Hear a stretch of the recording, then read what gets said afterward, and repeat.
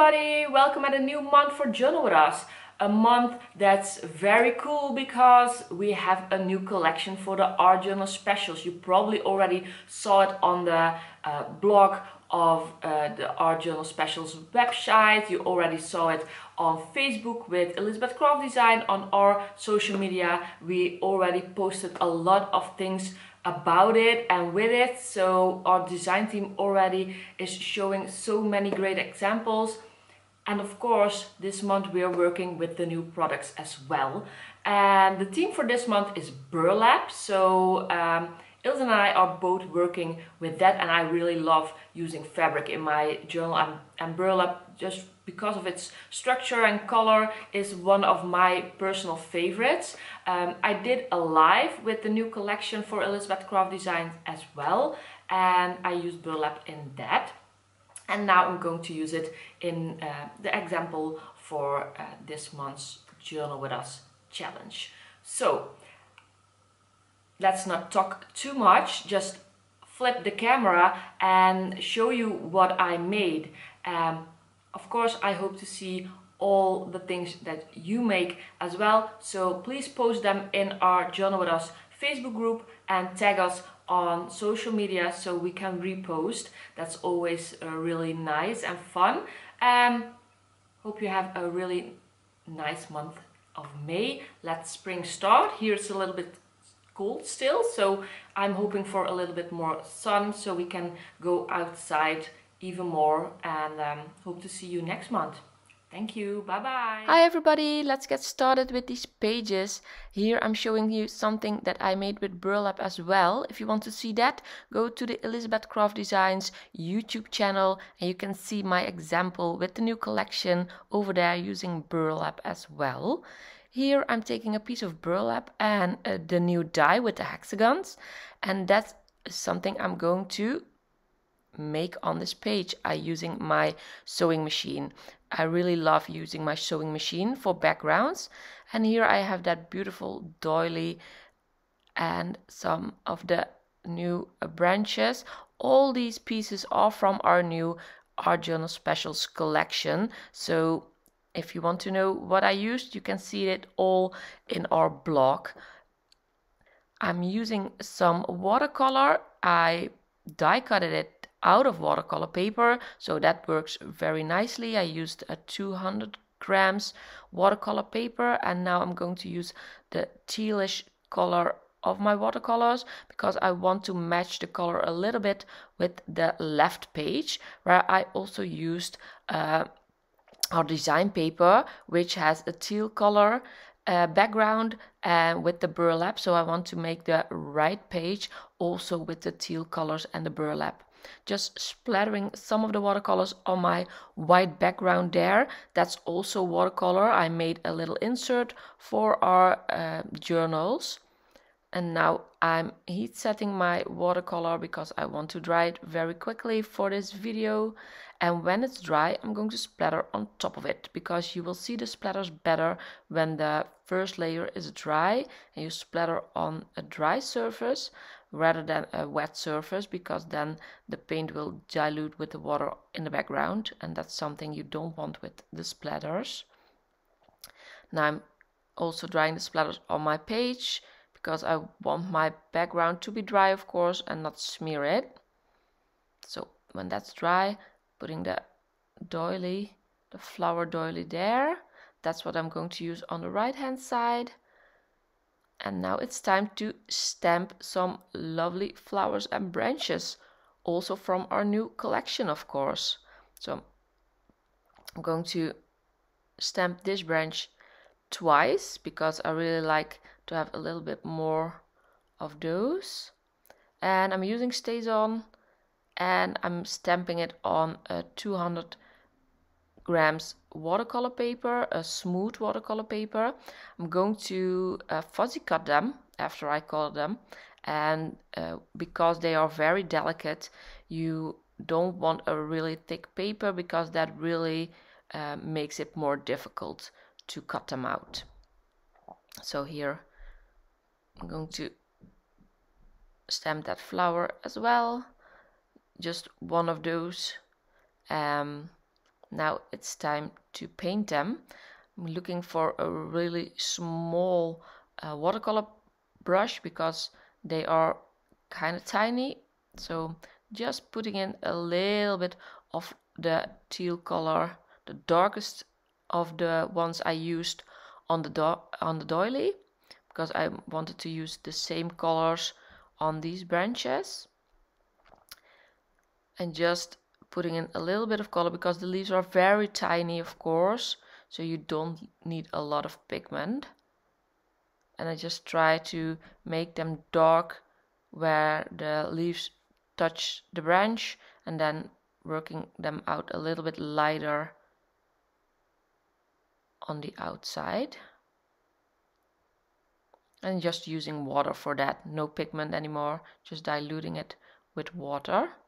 And then the lighter color of the ones that I used on the doily, that's what I'm going to use on the leaves, the petals of these flowers.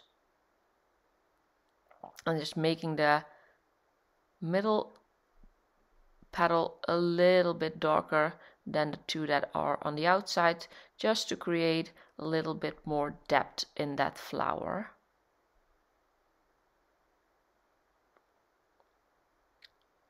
And while the paint is still wet, you can of course play with it and let it flow a little bit. Just putting some dots on the top of the flower, and then it's time to go to the last one. As I said, they are very tiny, so you don't need a lot of paint to color them in, just a little bit. And I'm trying to do the middle part, like the inside, a little bit darker, just to create a little bit more depth in there as well. The stems of the branches of the flowers, I don't color them because it's just a black line. I'm working on that a little bit more, just to give it a little bit more shadow. And then I'm going to leave them to dry, and the branches have, like, on the leaves there are some dots on there, and I'm just making those white with my white gel pen, like the effect, and it just adds a little bit more to the leaves. So I thought that was fun. You probably don't see it very well on camera, but when I'm all ready, I'm going to put a picture of my finished project, and then you will of course see it. And now it's time to cut them out, and as I told you, I'm just going to fuzzy cut them, leaving a little white line on the outside. That's just because I really like that, to have a little bit of a white line on the outside, but with these delicate pieces I think you also need it just to make it strong enough to use them, because if you really only cut that little black line, probably going to break it while cutting it. But maybe you're better in that. Show me if you do it differently. Really would like to see how you use it.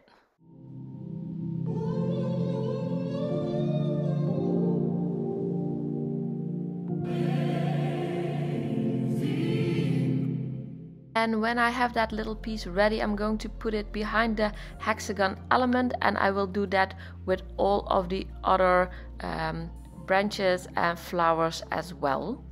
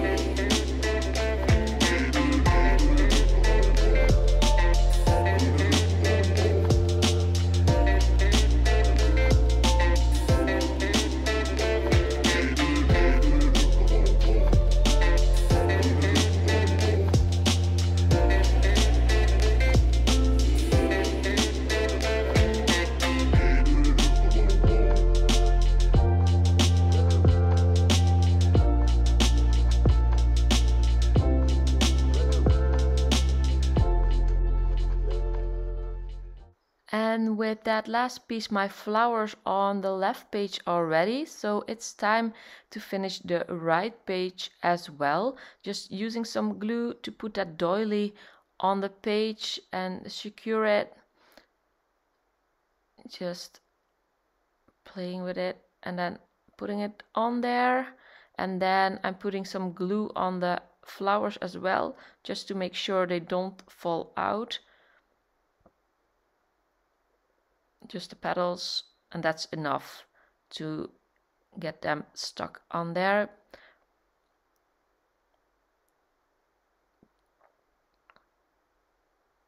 Because you don't want to break it while you're flipping through your journal, of course. And because they are so delicate, you just want to put a little bit of glue behind them. And then where they are in behind the hexagon, I'm just using my tiny attacher because I like how that looks. Now I'm going for my Tim Holtz stickers, just looking for one that I like, just a sentence. And then I have some burlap rope that I'm cutting, and I'm just going to spread that out just to make you see the texture of the rope a little bit better. And I'm going to use that on the right page, and I'm taking that sticker and I'm putting it on that rope. And with that I have the blue and the burlap on the right page as well. And now my pages really match, and although they have both a different background, it still looks like one spread. So just putting it on there with glue, and I think that's how I finished my page. So hope you liked watching this video. See you again next month, and keep tagging us in your posts so we can see what you made with this month's theme. Thank you for watching. Bye bye.